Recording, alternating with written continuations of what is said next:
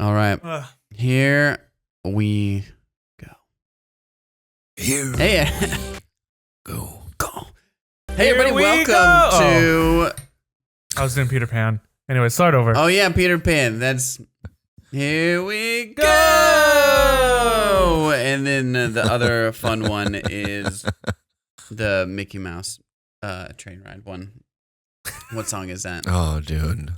Nothing is so. Yeah, exactly. That sounds Welcome to NewWayStories, where we just sing Disneyland songs. And nothing can stop us now. Yeah. And we bring a bunch of people in, and we always close with "It's a Small World," and it's great. It's great. So strap in for an hour of that. The next thing we'll do is the Matterhorn. No. A thrilling downhill alpine adventure. Welcome to a thrilling alpine adventure.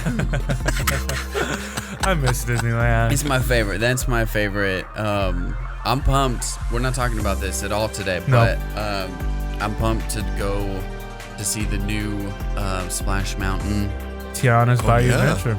Is it called Tiana's Bayou Adventure? That whole place is now Bayou Country. Which is kind of funny because... Is it really? They with Pooh, the Winnie the Pooh ride, and They changed it from Creator Country? Mm-hmm. That's kind of lame. The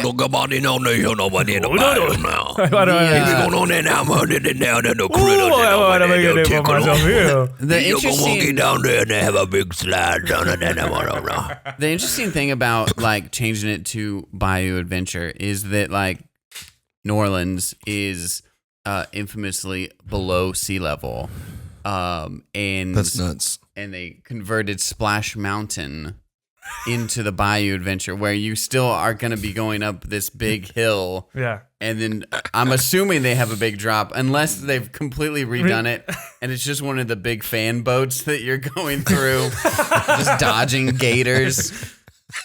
Gators. Is a Bayou Adventure. What? I don't know. I'll tell you right now, there's a Bayou Adventure. You gotta make yourself a pot of gumbo for the gator. I freaking love the Louisiana, the Cajun accent. It's my favorite. It's good. Those are my favorite Americans. You can get like fresh mango or like gator jerky there. Oh, I love some gator jerky. I've never had it, but I want it. Okay, so lots of things to get into. One, I wanted to talk about something that really kind of irked me a little bit. I went to my niece's 4th birthday party. She's 4 years old, and I went to Walmart, bought her a Minnie Mouse toy, obviously. But then I was like, I got to go get a card, and I just wanted a card that had like a princess or something fun on it that said happy birthday, and then on the inside it either said happy birthday or we love you or something like that. Like maybe you could write something. Or just blank. I'm a big fan of the blank card. Give me something generic on the front that maybe is cool looking, and then let me write something. Because honestly, even if you write 2 sentences, it's going to mean more than whatever like dribble. Or you can draw a butt with like a cloud poofing out of it. Yeah, those are the options. So those are the options. Every card that I looked at had some sort of stupid like turn. It was... The cards all sucked. They all sucked. They were all like kind of negative or like trying to be funny, but not really funny. And so then I always get a card with a cat on it for representation for Kate. Yeah. And the only one that was like sweet. somewhat like acceptable was a cat wrapped in a burrito. Okay. And then on the inside, it says, happy birthday, I give you a burrito. Now, this is a really dumb card. And that was the best one. Oh, no. Right? That was like the best choice. So, one, how do you get into the card writing game? Yep. Because I've always thought... NewWayStories. I've always thought... NewWayStories greeting cards. That's either a greeting card or fortune cookie or something like that. Put me in, coach. Yeah. I'm ready to play. slogans or marketing campaign, like, catchphrases. I want to write those. If you want to pay me a salary, I would love to write those for you. I don't like it. Kind of irked me because the cards sucked so bad. And I don't know, is this a Walmart thing? The more and more I go to Walmart, the more and more I hate it. Me too. So I don't know. Especially after today. I know these are your people, Darius, so I don't want to like speak illy. Not all Walmart people. He's from Arkansas. Walmart. The Waldens are also from Arkansas. The Walmart people. I was with somebody, and they'll never listen to this podcast, but I was with somebody while I was visiting a church, and I was visiting the church. They gave me like a 3-minute spot to share, and so I was like, it was a big church, and I was like, hey, my wife and I this was back before we planted. I was like, we're planting a church. We have a calling to, jacked up, messed up people. We have a history of mental health issues. We're just messed up people that Jesus changed, and we want to reach those people. And I think this girl was like trying to relate to me in a couple of ways in the lobby. She was like on staff at the church. She was like trying to relate to us in the lobby, like talking to us. So that was nice. But she kept saying stuff that was just like so weird. And one of the things she said was, you know what we like to do? We like to go to Walmart and people watch and just laugh at the people at Walmart. And I was like, that's so funny. That's so funny. Those are the people we're trying to reach, but... Those stupid, ugly, fat, uggo idiots. What a bunch of losers that have to shop at Walmart. What I said was, man, maybe you'll see me and Brittany there. We're Walmart people, too. I did. That was the end of that awkward conversation. I used to have a joke about that, was that, I try to hang out with people who are, like socially conscious or... environmentally conscious or whatever, and they found out that I shopped at Walmart, and they go like, how can you shop at Walmart? Like, don't you know how they treat their employees? Don't you know the carbon footprint that they leave? Like, don't you have any dignity? And then I said, I have dignity. I just don't have any money. I'm sorry, I can't go to Whole Foods, Jessica. But so all of that to say though, is that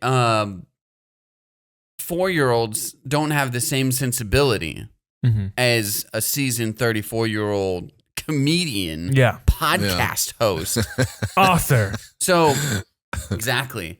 So she's opening presents, and it's a normal kid birthday. She's excited about it. She sees it. She got Minnie Mouse shoes. Very excited. But then she grabs the bag that my present is in, opens the card, sees the cat burrito, the burrito, and is like, yells, runs over to me and hugs me. Like the biggest hug I've ever had from this girl. And she's like, thank you so much. Like it's complete elation. People have to remind her. They go, you haven't even opened the present yet. And so she gets back, and you she look sees, at her. You look at your sibling, which is her parent, and you slap that kid in the face. You say, someone had to do it. She opens the present, and she goes, oh, another Minnie Mouse thing. I go, okay, I could have saved $15 on the Minnie Mouse toy. And just given her the freaking card. But she was so pumped for the card. Cool. Like, I think they're going to frame it and put it in her room. I don't know. That's so cute. That's adorable. But why do cards suck? But also, why do little kids suck? Like, how can you like, this formulaic drivel that you're like into? My child is gonna love real art. That's right. Real. I'm gonna only get black and white birthday cards, and it's gonna be sick. Come over here, Leighton. We're gonna watch Wes Anderson for the next 3 hours. You're gonna get cultured. You're only gonna get Fantastic Mr. Fox toys. Listen, but here's the thing. Here's one takeaway that I had. Even if you think an idea is bad, it's worth a swing. It's worth a swing. Because I thought, I kind of got, pigeonholed into this, and I, was like, well, this, whatever, low stakes. It's a 4-year-old's birthday. She's not going to remember it in any significant amount of time. Mm-mm. Low stakes, but I'm going to go for it anyway. I did consider not buying a card, but that was the highlight of the party for her. Was the burrito, which is interesting. That's really funny. Good for her, dude. What's her name? Cece. Also didn't write Cece on the card because I panicked and I was like, How do I spell CECE? Or is it CC? And her full name is Cecilia, which I probably could have gotten, but Si, senor. it's worse. It's worse if you, like I said, happy birthday. Everybody knows who it's for. It's her birthday party. It's worse if I spell the name wrong, Yeah. I think. I think that was a good call. And it was all very last second. Yeah. I'm like literally about to leave for the birthday party, and I'm like, I should probably get this child a birthday gift. It is an interesting. And that's why we love Walmart, because it's always there for us. I'm not a parent, so I don't know what parents expect for a child's birthday. We don't go to a lot of children's birthdays, but like we always get our nieces stuff because we don't have kids. We only have 2 nieces, so we just spoil the crap out of them. Yeah. But like I imagine if I was a parent, if people came to the birthday party, I would just kind of be expecting them to be there to like celebrate. But I wonder if parents are like generally like, hey, bring a gift. Don't be a D-bag. Bring a gift. I think if you have a gift, like, listen, could I swing $15? Could I have swung a little more? You've got $30 in your bank account. I got more than that, but I like to brag about it. The podcast is going pretty well. It's not, but Kate is still successful, so it's fine. The air quotes around successful. She is actually successful. You can't let her have it. Let her have that. Kate makes all of our money. Whatever. All of our money. So it fell in my allowance. She makes me sleep outside. I think you have a gift, a toy, whatever. I think at that young, it's a representation to say, it's your birthday, we're going to give you. But you're right. It is the most important is to hang out, to eat cake. I don't know. I really don't know. I would assume. It is interesting. I would assume. I think it's super generous of you to spend all of Kate's allowance for the week. Well, she gave you on the one gift. Yeah. So I don't know. Have you guys? Do you guys buy cards? Have you had this experience? Malia has like I haven't had this experience. I know a lot of them are bad. Malia has just she bought like 150. Like it just says some say thank you, some are just blank cards, and whatever the occasion is, it's blank already on the inside, and we could just make it whatever. I love that. That's my preferred. They have like designs on them, but it's like nothing crazy. Well, so then the little kid birthday, you want to do. I was looking for. Ideally, it would have been cats dressed as princesses. Yeah. And it said something like, you're a princess or something like that. I don't know. But generic, Starburst sort of design, it's fine. I do generally hate, like, when I go to the store and look for a card, I'm always like, this sucks, this sucks, this sucks. But then what happens to me after about 15 seconds of that or less is I'm like, oh, they all suck. Pick one, sucks, great. Yeah, you just my wife is like, there's got to be a better one. And I'm like, one. It's not going to be a better one. Also, some of these cards are like $7, and you go, really? You think this is $7? You think this is $7? Interesting. Yeah. I do think there is, like, speaking of laughing at people, there is a certain group of people that enjoy bumper stickers, that enjoy, joke T-shirts and birthday cards. That they come across some of these birthday cards and they go, this is it! Happy birthday indeed. Danger, high voltage, enormously large sarcasm. Yeah. It's better to be over the hill than under it. Welcome to your 40s. they go, go, Calvin, this is, you've made my birthday. This is great. It's like, The 40-year-old runs over and gives a big hug. Oh, another pair of socks. Okay. So take a swing on birthday cards is what I'm trying to say. No, I do think it is. There was another time that Darius and I were playing this game for the youth camp. We were creating games, and he pitched me the idea. You go, we're just going to do this or that, right? You list two things. And you were so good at that game. You had to game. You ran that game. You ran that game hard, bro. It was one of our better games. But when he first pitched it, I go, you give two things and kids are walking. No, they don't walk back and forth. I just stole it. I think I just stole the idea from somebody else. Sure. Anyway. Yeah. My point is, I thought it was a terrible idea. But it ended up being one of our better. We weren't good at the game aspects of the games that we were trying to run. But it turned out to be a ton of fun because you get to pit people against each other in a fun way, Star Wars or Lord of the Rings. And then the joke is you always do something in the middle with it that, Pepsi or Coke, and then in the middle is Surge or something. I don't know. Jesse was just so good at I don't know, this whole the situational humor and concept humor thing is definitely Jesse's. He's so much better at that than I am. So this or that thing, Jesse would just run through these ideas off the top of his head, and I was like, I don't know, mac and cheese or elbow macaroni or shell macaroni.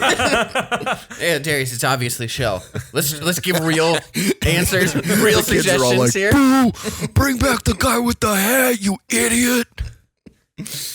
They all start chanting Jesse's name. Jesse, Darius sucks. Darius sucks. Starting the chant. I go, okay, you over here. You say Darius. You say sucks. Church camp was the best. Hey, Darius, why are you crying, you big baby? Later on at lunch. This or that, kid. Jesse or Darius. Just completely. Give us a hard one. Give us a real choice. Okay, settle down. Jesse's walking with a group of 12-year-olds in lunch, and he's like, look, Darius is eating lunch alone. Looks like he's picking this or that, be a loser or be a loner. It's like in the movies when the bully scene happens, right? And he's just killing with the entire cafeteria. The entire cafeteria has seen this one interaction, and he's just murdering. That's always the goal, man. But it never works out. That is so funny. It's also funny because I've never met a bully that's that funny. No, that's one of the reasons I became funny was the bullies weren't funny, and I was like, I'm pretty sure the actual funny people are never. Yeah, the actual funny people are never the bullies. Generally, I was just watching a Frasier episode, and him and Niles they pulled the fire alarm to get out of something, and they blamed it on one of the bullies who got expelled. And so now Frasier's conscience is, he feels bad because this guy's now in jail. And so is this the moment, right, that it has gone? So anyway, he goes and he's trying to figure out if him getting expelled was the reason that he is down this path or whatever. And I can't remember. He said something about that. Oh man, I can't remember it now. But he goes, oh yes, I remember when you did this to Niles. You ran him through something in the kitchen or whatever. And he goes, yeah, that's me, class clown. You go, all right, well yeah, class clowns are never the ones that are really funny. That's me, class clown. Ben, you know my class clown joke, don't you? Oh, probably. Kids used to call me a class clown in high school, but I think it's because I sat in the back row and made balloon animals. That's a good joke. I've heard that joke. I've watched you do stand-up 3 times. One of my favorites. I feel like Kate doesn't like that joke. I feel like it needs it is a very funny joke, but I feel like it would if it had if instead of explaining why, it was a tertiary comment that retroactively explained why. If it was if it was I think mostly kids love the balloon animals. Yeah. Or I think what really killed with everybody was the nose. Yeah. It's a funny joke though.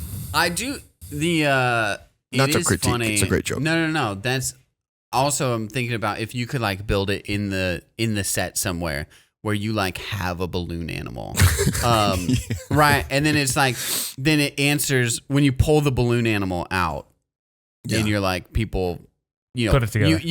You ask the question, and then maybe even later on, you then pull the balloon animal out to answer the question. Yeah. That sort of stuff. Oof. Like, that's what I live for. Canadian comedian John Doerr has this bit about fishing, and then he gets into this interaction. He goes into this whole thing with fishing, and then he's acting out this scene that takes like 5 minutes.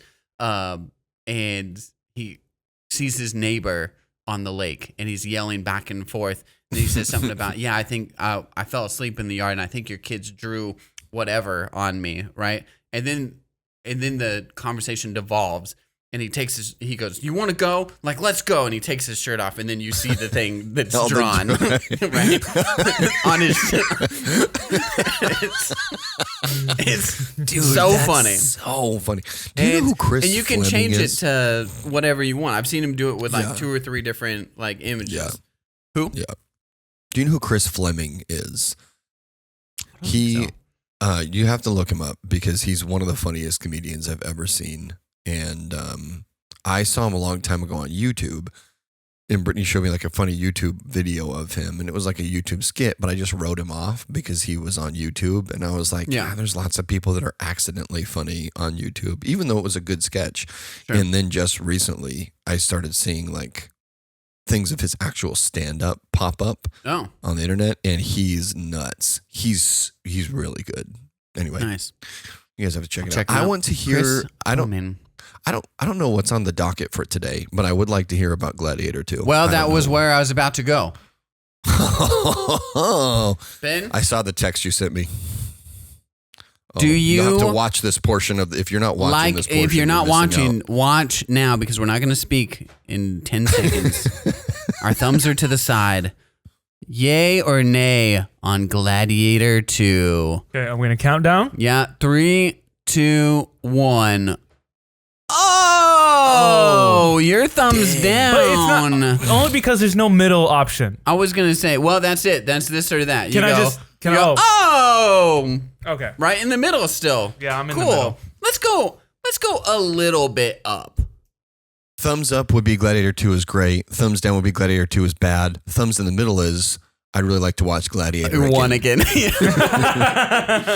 All right. So Ben, do you want to start it or do you want? Sure, because I feel like I'm not as invested in this as you are. Yeah.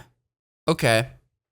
So I've seen Gladiator twice. I watched the day before I watched the second one. Could have been a mistake. What? Honestly. To watching, you go, I'm going to watch the first Gladiator to get in the mood for it. And then you remember how good the first Gladiator is. You go, oh, okay. I think that probably, yeah. I think maybe a 20 day. You watch Gladiator the month before. Yeah. Right? Anyway, keep going. That's classically like when I watch Little Mermaid 2 Return to the Sea. And I thought I was going to prep myself. You just didn't quite live up. I immediately watched Little Mermaid, the original, and then watched them back to back. And initially I was like, Little Mermaid 2 Return to the Sea is ridiculous. But then a couple years later, I rewatched it and I was like, this movie could have won an Oscar. So, I had a similar experience. Too bad it just went straight to VHS. Same thing happened with Lady and the Tramp 2 Scam's Adventure. I'm impressed that you can pull these sequels He made that up. That's not real. Go look it up. I dare you. Go look it up. I dare you. Oh my gosh. Try it. Yeah. That sounded made up. That sounded not real. And you would have think that there it is, printed right on the VHS. You know what I did watch that I would have think I learned my lesson, but then Lion King 2 Simba's Pride came out and sure. Man, was it a three-peat. You can't be serious with that one. Simba's Pride is definitely real. That was the one that I was like, this one makes the most sense. Oh, you're joking. I'm just kidding. Lion King 1.5. You know what I did watch that I enjoyed more Timon and Pumbaa's Big Adventure? That's not what it's called. I don't know. I think it's what it. I watched Miss Congeniality. Okay. And I freaking love that movie. Yeah. It's a good movie. Hilarious. The first one, great. The second one, I didn't still watch pretty it. funny. We saw the trailer after we watched it, and we were like, nah, I think we'll stick with the first one. Yeah. Listen, Miss Congeniality is great, but let's get back to Gladiator. Ben always tries to do this. We're like, hey, let's talk about real men movies, and he goes, yeah, The Lost City with Sandra Bullock. I've seen that. It's not good. Can we at least talk about Speed? And he goes, yeah, no. The Lake House. Is that Sandra Bullock? You're pulling out so many You don't know. Sandra Bullock movies. That's really funny. Gladiator 2. Gladiator 2. It was fine. I was telling Megan about it. Because when I went to the theater, we pulled up with some friends, and then Uzi, he walked in, and he's like, hey, I think Megan's here. He's like, well, what? I was like, I saw her watching car. Wicked. And I was like, I don't think she's watching Gladiator 2. And we looked around at all the other movies, and we're like, she's in Wicked. Yeah. And so we went into the Wicked theater, but it was like, we couldn't see her. It was too dark. And there was like enough people where it would be weird, like if we kind of like snuck in and tried to find them. So anyways, hi, Megan.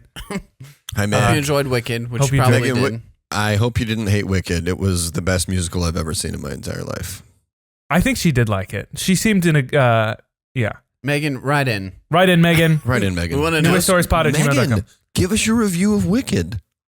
And we'll read it on the air. We'll read it on the air. We'll read it in our hearts. Gladiator we'll read 2. it into the air. I'm sorry. Okay. Gladiator 2. It was fine. The CGI definitely at some parts were not very good. At some moments it felt like it felt like the sequel trilogy to me. You had a lot of we're doing this again, and this again. We're doing these characters again, and then you just slot new people into it. Yeah. That's annoying. And it didn't feel necessary. It wasn't bad. Acting was good. Yeah. Action was great. It kept me entertained. Are you not entertained? I was entertained. Yeah, okay. But I didn't feel it was necessary.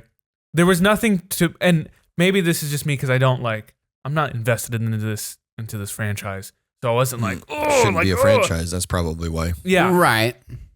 But it just didn't connect with me. And plus the first one is so flawless. It's so good. So that's the tough thing. I think you can make a strong case that the first Gladiator is top 20, 25 movies ever made. Of all time, of all time. And you could probably even argue it down a little bit more if you wanted. But that's just me giving kind of a conservative effort there. I'll give a liberal effort there. Well, I don't know. I would give it a libertarian effort. Political jokes are my speciality. I agree. One, CGI is bad CGI is inexcusable in today's day and age. We're looking at you, DC. We're looking at you, Gladiator 2. And Marvel, don't let them they've had some stinkers. Well, yeah, good point. Yeah, good post point. Avengers but Endgame. here's the thing, and this is what I've decided. Gladiator 2 helped me realize this. So there was some good that came out of it. Okay. You can't CGI live animals unless this is like you just gotta stop doing you're doing this. This is like the point of the movie, and you're spending hundreds upon hundreds of hours. Like a Godzilla. Even Godzilla, though, is a monster that is different. Oh, like you can't connect with because I know what a rhino looks like. I know what an elephant looks like. Right. I've never or seen a even Godzilla. Like King Kong, even in 2005, King Kong's a monster, but he still kind of looks like a gorilla because that was what they were trying to do, right? And so, there's a few things that 'Twas beauty killed that beast. It's my favorite Jack Black line. Skibbity no, scarita douche no. 'Twas beauty killed that skitty beast. No, I think that's a quote from the new Minecraft movie. So the Jack Black in the new Minecraft movie? He is Steve. He is Steve. I don't know who Steve is, but the main character of the Minecraft. How's Jack Black in all these terrible video games? All of a sudden, he goes, has "Well, children. Mario was a success, so let's do Borderlands and let's do Minecraft." He has children and he has bills. Well, great point. Great point. I mean, he was saying that Borderlands and Minecraft actually, now that you have said that, he's like, these are my kids' favorite games. So that makes sense. Yeah. Anyway, the monkeys that he fights in the beginning, so they put them in the arena, and Paul Mescal and other gladiators have to fight like baboons, chimpanzees. No, they're baboons. Yeah. Baboons. And they're not as cool as Rafiki. I'll tell you that much. And they're not as good as fighters either. Smoked by those baboons. I know. That's another thing. I'm like, it was like 8 or 10 monkeys. They're all dead. Not only, even if they don't like, legit. The animals, the gladiators are all dead. Yeah. Even if they don't like maul their faces off, the infections of those animals scratching and biting I agree. would kill them days later. I agree. It was like a gladiator that got taken out by the chimpanzee or the baboon. Like, listen, they should have all, like, you could have like made it to where like Paul made it out like barely, right? Then that's a little more realistic. But right to they're my not friend. good. Tell Penicillinus Maximus to bring me his best wares. They're not great CGI. And then the fighting, like Paul Mescal has one of them in like the guard, right? Where he's got his legs wrapped around him. And you go, I can just tell that your legs are not actually wrapped around the animal. Like they're wrapped around something else and you've CGI fit the animal in there. That, yeah. And it immediately takes me out of it. And then with the rhino, dude. I kept thinking, as soon as the rhino came out, I'm like, oh, Jesse's going to have something to say about Yeah, this. because it's terrible. You see it immediately. And then also, no one ever in history has ridden a rhino. So why is this gladiator doing it? You know what would have been just as good, just as cool? And listen, I'm not saying that they didn't put a rhino in the Colosseum. They probably did. But there was not anybody riding it. They drove like thousands of species to extinction in North Africa because of the hunts that they were doing in the Colosseum. Terrible and kind of cool at the same time. You go, imagine what people can put their minds to. We can drive everything to extinction. I haven't driven a single thing to extinction. Exactly, I'm already 34 years old. What am I doing with Yeah, my life? You're a pansy. Okay, air quotes, Dad. But you know what would have been sick? Bring in a real elephant and ride an elephant into the Colosseum. You know what animals are mean and can charge you and are huge Elephant. and are known animals that people ride? Elephants. Yeah. Just do an elephant.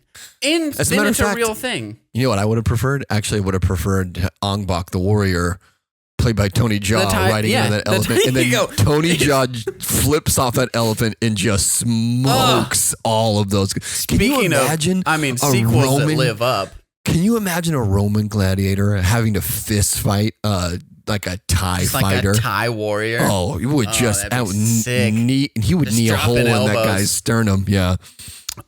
So should make a new movie. You never seen Ong Bak, I'm assuming. No, bro.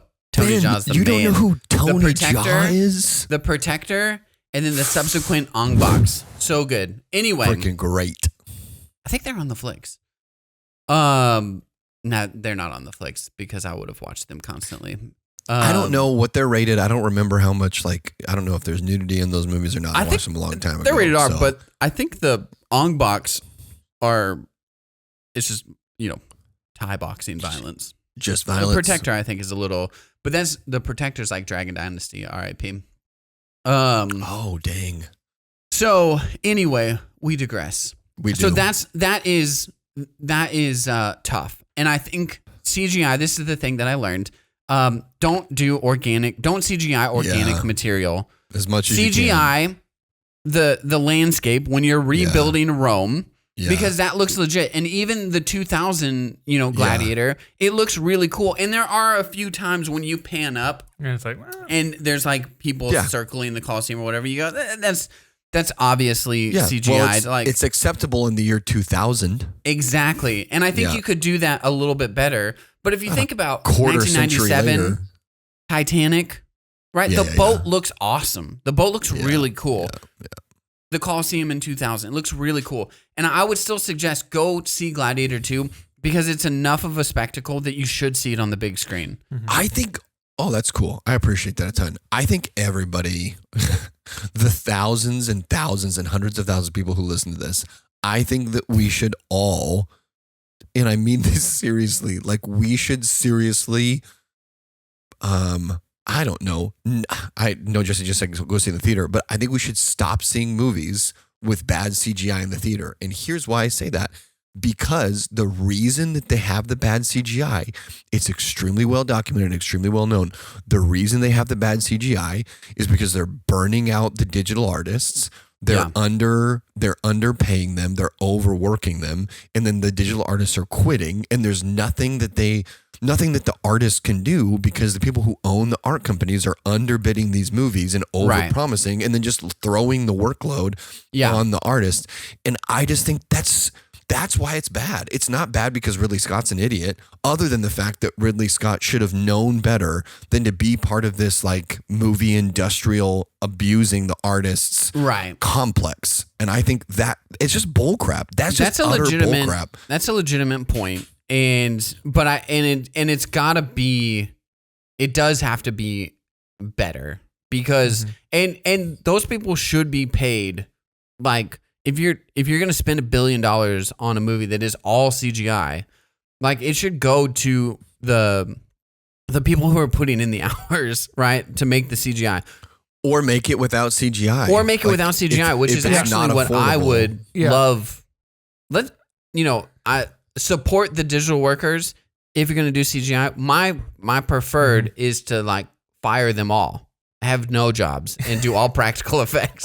That's my preferred. I miss, especially after watching the first one. I like the limitations of like the 2000 and like all these old movies where they had to figure it out. It is the glory days of filmmaking when you still have to do a bunch of a bunch of practical effects, but you kind of have digital fill in some gaps.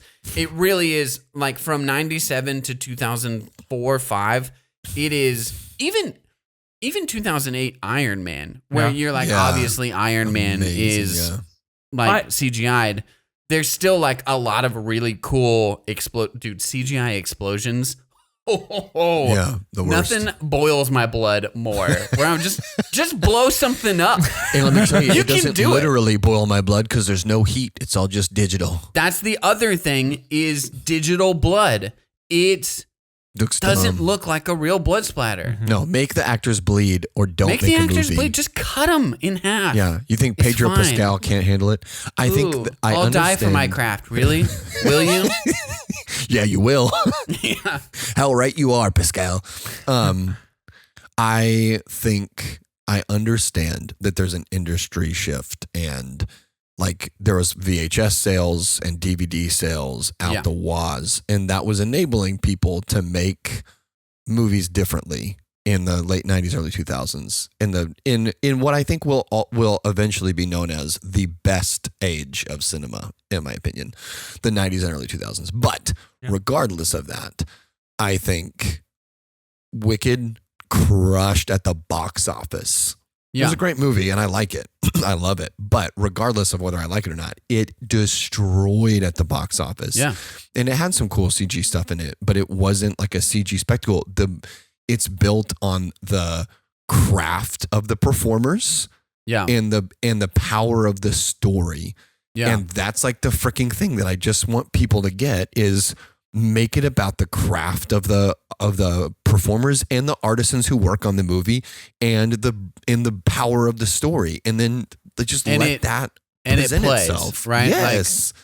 Like, people want that. And then last year, right? Barbie and Oppenheimer, like, not that Oppenheimer is like a shoestring budget, but like it's the craft, dude. It's the story. Right? Dude. Everyone wanted to know beforehand because they kept saying the explosion was not CGI. And so everyone was like, how did they do explosion? How did they do it? What are they doing? What did they use to do it? There's like some movie magic. Yeah. Where, and everyone's everyone was talking about that before. I think we talked about this. Patton Oswalt kind of was saying like, when Close Encounters of the Third Kind came out and the ship came down, you go, how did they do this? Mm-hmm. How did they get this ship on camera? Right. And there's like something to movie magic where today it's CGI. You go, oh yeah, they built it in a computer. And there's no wonder in it whatsoever. I think that it's just executives like treating audiences like we're idiots. Yeah. And they're allowed to do that. Like, and if they're making money and, they're making a lot more money than me. So obviously they know something about what they're doing, but regardless, it's shown. Well, I think they're barely making money. Well, I was going to say, I don't know. They're effectively killing the movie industry, as far as like theaters go. Yep. So fair. So this is stop a big killing the movie industry. That's what I'm asking you to do. This is a big argument, debate, philosophical conversation. But I do want to close with a few. No, that's good. We're coming up on our time, and this would be like a really good like full hour discussion. I could talk about this stuff for days. But okay, Gladiator 2. I gave like a thumb sideways, a little bit up, because we're talking about the actors. The actors' performances are great. Paul Mescal, awesome. Denzel, Pedro, who I am liking more and more, Fred Hutchinson, the crazy emperor, the one. Is it the guy from Stranger Things? Yes. Nope. Yes. You're thinking of two different guys. No, I'm thinking of the guy from Stranger Things. That's Joseph Quinn. Are you sure? Yep. Can you just Joseph Quinn is the guy from Stranger Things. Fred Heckinger. Heckinger is the gay brother. The shorter one that his mind... No, the shorter one that his mind is gone crazy. He's not from Stranger Things. He's Eddie from Stranger Things. Joseph Quinn is from Stranger Things. What? Yep. Okay, I'm looking at it right now. I've seen Stranger Things and this movie. I am not wrong about this. I have to look up Fred Heckinger. Show me. I just have to know. So Jesse, show me the Jesse, guy what that else have you seen Fred Heckinger in? I thought Gladiator 2 and Stranger Things. Unless he's in a different, like, I don't think he's in Stranger Things. I don't know who Fred Heckinger is. Who plays Eddie? That's Joseph Quinn. You That's have the other brother. the Stranger Things IMDb pulled up. He is from Stranger Things. I will bet both of my cats. I'm so confused. Well, Fred Heckinger is definitely not from Stranger Things. He's not from Stranger Things. I'm looking at him right now. Joseph Quinn is he's Eddie from Stranger Things, metal, playing guitar. Yeah. And he's the brother that gets killed. Wait. That's not spoilers, that's history. These are real emperors, twin emperors. I don't really care. None of the real emperors I've read about it. None of the real emperors, like the way that they did Commodus is like they mixed a bunch of different emperors to turn them into Commodus. So I'm not worried about that. They mix, yeah. But I'm not worried emperors, about. It is an interesting. The more sane one is from Stranger Things. Okay. All that to say, the one with the monkey is not Stranger Things. Okay, I got confused. This is like a Colin Farrell penguin thing for me. What? I thought I saw the guy with the monkey, and I thought that was the one that was in Stranger Things. I go, boy, they have done some makeup on this guy. All right. And you didn't recognize him. The actual guy from Stranger Things. I like Eddie. Regardless, I like Eddie from Stranger Things. Is what I'm trying to say. So he's also in. I was just watching something that he was in. Oh, he was in. Super weirdly, he was in the Matrix Resurrections. Speaking of things you shouldn't watch, Matrix Resurrections, first 45 minutes is really good, actually. Movie as a whole is pretty awful. But anyway, Joseph Quinn. Jada Pinkett Smith is in that movie? So I do Joseph think Quinn is going to be in Fantastic Four. That's what he is the Human Torch. Joseph Quinn is the Human Torch. Okay. Sorry, I'm done. No, it's great. Okay, Joseph Quinn. I'm glad that we're working our way back here. But they do a good job. You're saying that they do a good job. They do a good job. Everyone's great. All of the characters, all the actors do a really great job.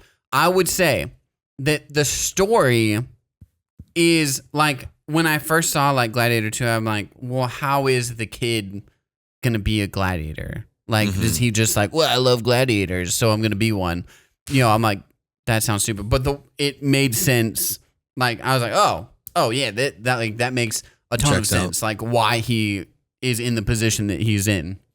I would say where they failed was the first 30, 45 minutes is they're really rushing a lot of storyline. They're like pushing it through. And I think that they're trying to introduce too many characters. Like in the first movie, you hang with Russell Crowe. Mm-hmm. You see that he's like a stud, and then he's interacting with the Emperor, and then you kind of see Joaquin Phoenix and I forget the actress's name, but the sister. You see them together, and it is just like you're kind of building these two in the first 30 minutes, and you're kind of hanging with these characters, and then the big like tension happens. And then you're in it. You're in it, and it's clear that Russell Crowe just wants to kill Commodus. Like that's the goal, yeah, right? Mm-hmm. And in this one, there's not a clear goal. I had the same thought for Paul Mescal. Thought, and I think that is what ruins a little bit of the through line. Where I almost wanted to hang with Denzel a lot more because he's the only one that has a clear motive. Yes. For the storyline. What is his motive? To take over Rome. He wants to politically like position himself to grab as much power as possible. But also I don't know why though. I still don't know why. Just cause? Yeah. Because he's a man, because he's a Roman. He wants to grab as much power as possible. It just wasn't so it would hit a lot of the same beats. Sure, I really like to be in charge. Sure. I was going to say, I don't think that's... If you put a man, like, a flawed man in a position to say, hey, you have an opportunity to grab as much power as you can. They're generally going to be like, talking. Yep. Yeah. No. But, like, there's not, like, something happened to him before, or he's getting, that's what I was, like, missing. I think if you're in the political landscape, though... But he wasn't really before. Or you're aspiring to be in the political landscape... You then start positioning to just climb up as I get that. Cool. I didn't believe it. Like they would, right. It would just like I know he would have those conversations with Gladiator Man, and they would have their little back and forth, and then things would start happening, and I'm like, I don't. And I think it's what the first one was so simple. You had these three characters. You're following them. You knew exactly where they were the whole time. Yeah. But this one, it was like Gladiator and then Pedro Pascal and then Denzel, but he's just tricking these guys, and then it got so messy, and it's interesting. It's interesting. I think that's probably another. I don't know. Like Ridley Scott is a genius, but he also made the choice to make this movie. I wonder if this was one. They actually reference this in The Matrix Resurrections. There's a subplot in The Matrix Resurrections that's like a meta moment where Neo forgets who he is, gets old, becomes a video game designer, makes the Matrix. He has these memories and he thinks they're like hallucinations. And so he makes the Matrix video games. And then the thing that like sets him off is his parent company's like, hey, we're going to make a reboot. And he's like, I thought you told me that you couldn't make a reboot, that like legally you weren't allowed to. And they're like, well, we're going to make it with or without you. And he's like, okay, well, I guess I'm on board then. All that to say, I think that is maybe like this with Ridley Scott is that they were like, hey, we're going to make a Gladiator 2. And he was over my dead body. And they were like, well, we'll wait. There you 10 go. years. Give us 5 years. And he was like, no, over my dead body now. Try to catch me. And then he grabs his tennis ball covered walker and he's like, you'll never get me, execs. They just gently lead him to the director's chair. Well, I know that's exactly what happened with the How to Train Your Dragon live action. Universal was like, we're going to make this. And the director of the first one was like, okay, then just let me do it. Just please. Yeah. Like, if you're going to do it, just please let me do it again. I'll do it. Everyone's complaining like, oh, it just looks the same. Like, people are like, oh, this looks cool. It'd be great if it was animated. Oh, wait, it is. But the director's like, I know, just like, but if I didn't do it, you don't know what you would have gotten. That is an interesting thing because obviously Ridley didn't write Gladiator 2, right? He didn't. And right, yeah. I didn't know that. Who wrote Gladiator, the first one? That's a good question. I do think that's part of what's happening is like maybe I'm being really harsh on the directors and maybe they're literally just like, hey, I'm trying to sort of salvage my life's work. I'm curious too about how much, obviously kind of notoriously in movies, you get a screenplay and then so much happens between getting the screenplay with the director and the actors that you go, yeah, this is kind of my movie still. That's why the best screenwriters are going to TV. You get like 8 or 10 episode miniseries because they can dictate everything. Yeah, because the screenplay, the script is like so important in those. Yeah. But one guy who wrote the first one is back for the second one. And so, is he actually, or are they just giving him a writer's credit? Ooh, that's a good point. Let me confirm. Keep going. So all that to say, I just think that in the first one, Hollywood is doing this a lot, where they're making these huge ensemble casts, and it feels like the ensemble casts are a cash grab. That they're like, I think the ensemble cash. I think it's a mistake, and I think some of the only movies to like really pull off a strong ensemble cast are the Ocean's movies, because you still like, have too clear. So tight. Well, the writing is so good, so tight, but you still have too clear. Yeah. You still have George Clooney and Brad Pitt, and the other 9 guys are like. I mean, these guys are clearly the top billed actors, right? So we can. Yeah. Even Matt Damon at the time, right, is like 2001 Matt Damon. Yeah. But you don't the tension with an ensemble cast is that everyone needs their like shared screen time. Yeah.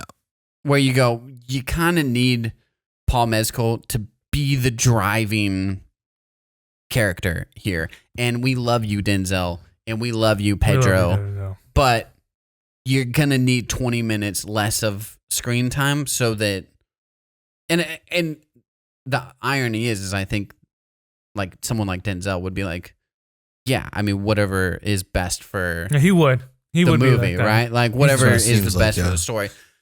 So, but here's the thing. If you go in and you think this is going to be, if Gladiator's the top 20 movie of all time and you think Gladiator 2 is even going to hit top 50, then you're going to be disappointed. Mm-hmm. So you go into it with some spectacle and wonder and some cool things about Rome and see some good acting and good action, you're going to be entertained. It's going to be a lot of fun for you. Although I went to the Orion and I ordered my food in the first 5 minutes and I got my food in the last 45 minutes. Oh, that's enough. It took...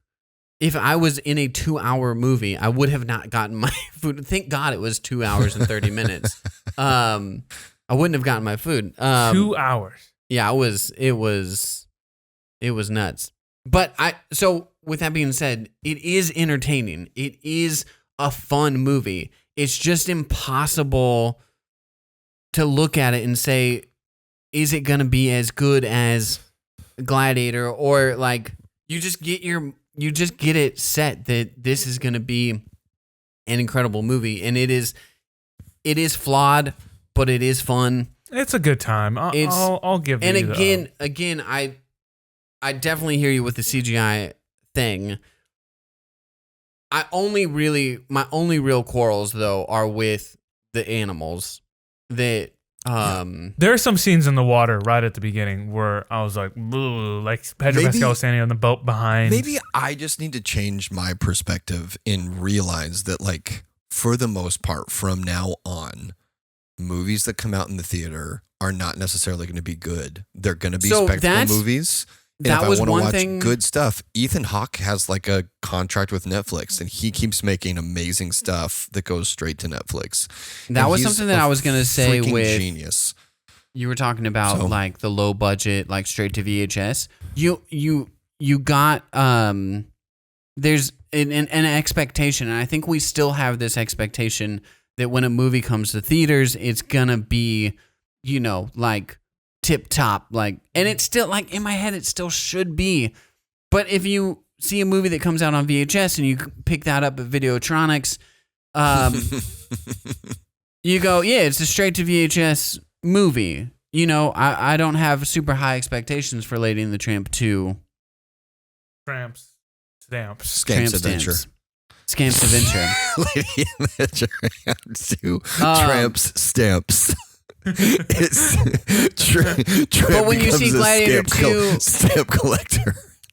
Now, if like Gladiator 2 came out straight to DVD, similar to the Titanic 2. Now you're joking with me.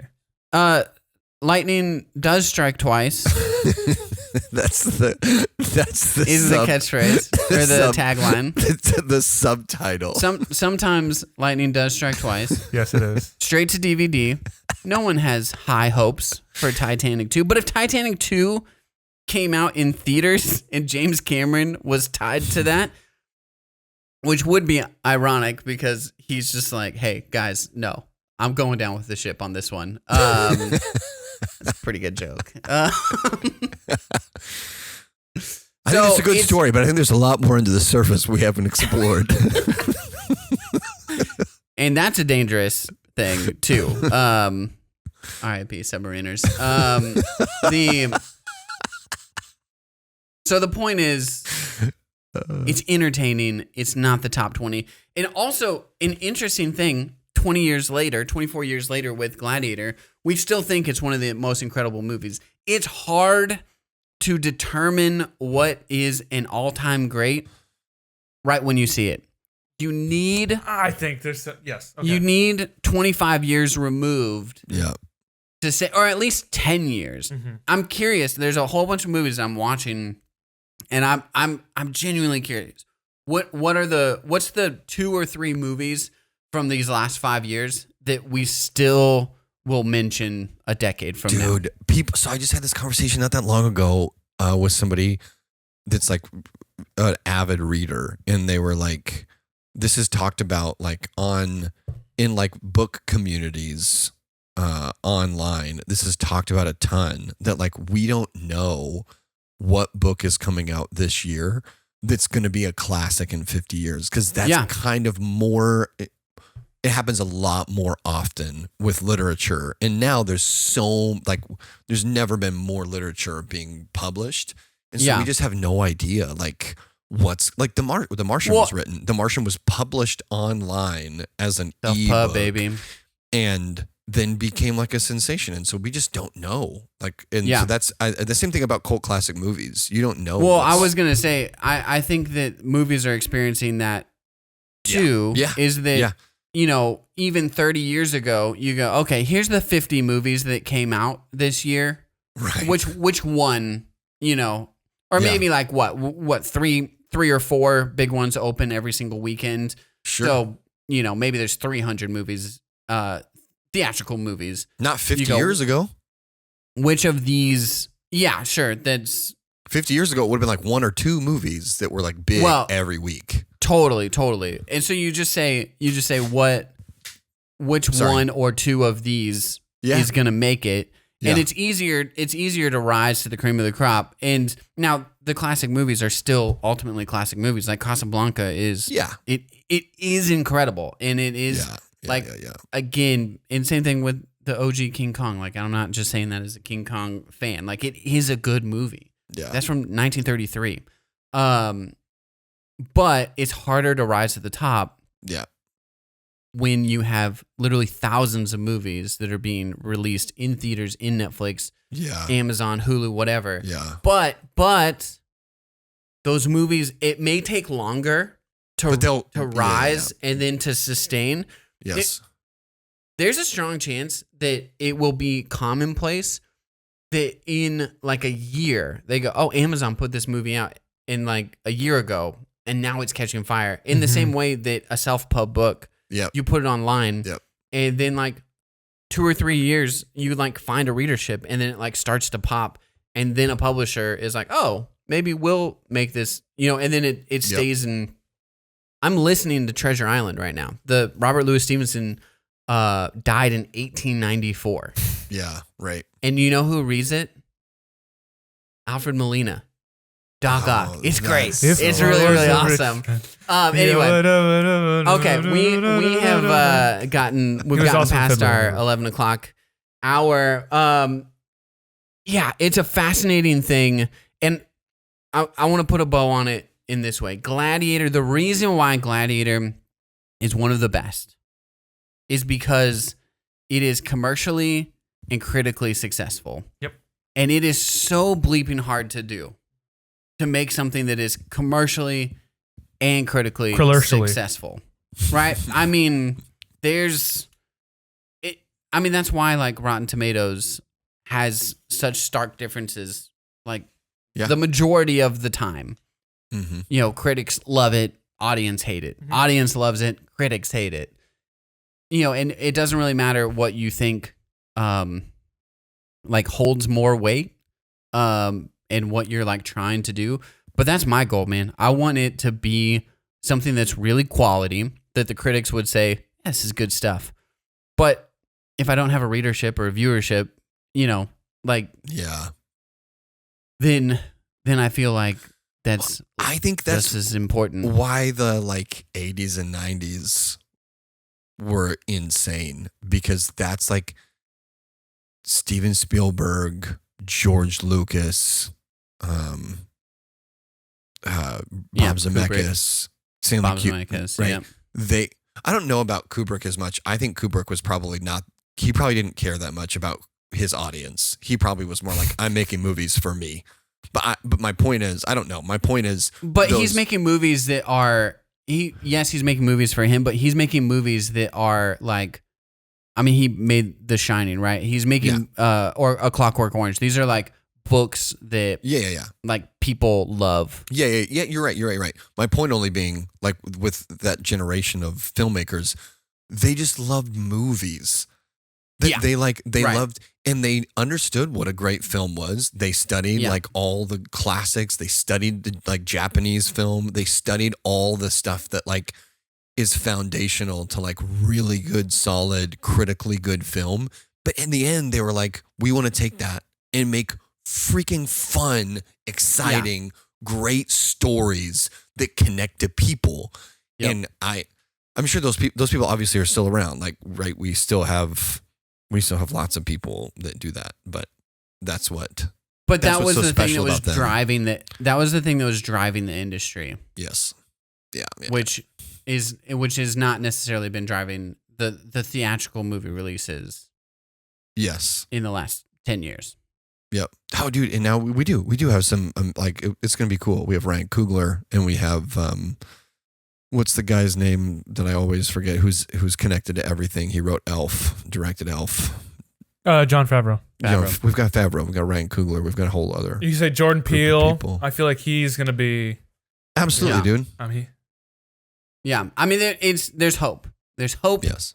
On the horizon. There was also hope that Jordan Peele was gonna do Marvel's X-Men, but I don't think that's gonna happen anymore. I hope that he doesn't. I honestly would love him to just make horror and comedy movies. I would love to see him.